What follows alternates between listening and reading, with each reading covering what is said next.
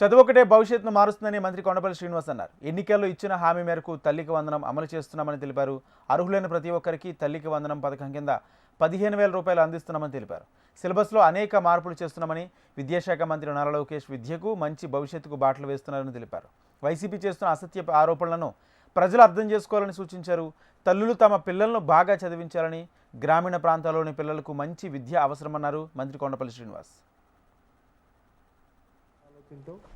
ఈరోజు తల్లికి వందనం మీద ప్రతి పిల్లవాడికి మనం ఏదైతే సహాయం చేద్దాం అనుకున్నామో అది ఇవ్వడం జరిగింది. ఎందుకంటే ఈరోజు ప్రతి విద్యార్థి కూడా మన రాష్ట్రానికి, దేశానికి ఒక ఎసెట్. ఎందుకంటే గతంలో చూసుకున్నాం, ఎంతోమంది ఇక్కడ చదువుకొని, ఈ రాష్ట్రాల నుంచి చదువుకొని దేశ విదేశాల్లో ఉన్నత శిఖరాల్లోకి వెళ్ళడం జరిగింది. చదువు ఒక్కటే వాళ్ళ భవిష్యత్తు మార్చే పరిస్థితి మనం చూసాం.